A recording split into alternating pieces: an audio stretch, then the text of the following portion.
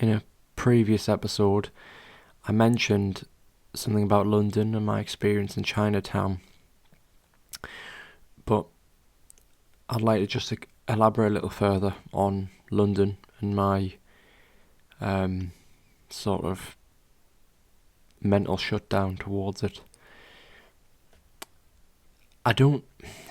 It could be argued that in the media and certain culture that's been spread around, I've definitely got a violent interpretation of London and the stuff that goes down, where in actual fact that kind of stuff happens in many different cities.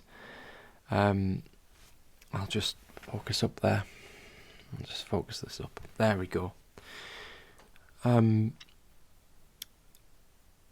People find that this stuff happens in a lot of different cities. And it's strange how powerful the media is in that respect, because it just instills so much fear. Unnecessary fear, I would argue. And when you're there, it's almost like you want to have a panic attack every 5 minutes. There's always something unexpected happen. There's always someone shady on the other side of the street you'd rather walk away from. That's in every city, but in London it's just dialed to 11 for me. But there was one night that I managed to conquer that kind of stuff. And it was a night where I was given a bit of money because Luke was given a bit of money to spend and I didn't want anything, so I was given a bit of money later to go and get what I wanted, and I wanted to go to the Lego shop in Leicester Square. Now, I ventured out of the hotel alone and walked with quite a hefty pace, I must say, down to the Lego shop, mainly in a hurry to just get to the Lego shop, and I filled it full of Lego and came out.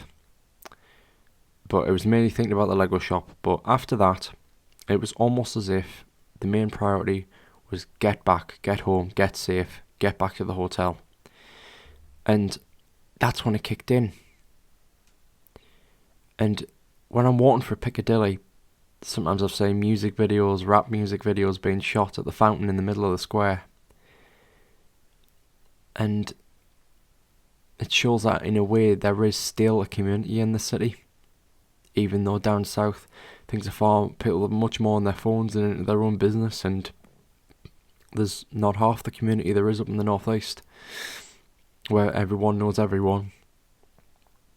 But there is at least something there. And I think the message to take away is just the power the media instills, because that is where the source of my fear really came from.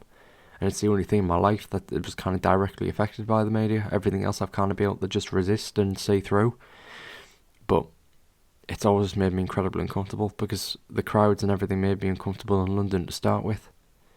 And that didn't help. So yeah, I hope that sums everything up with this.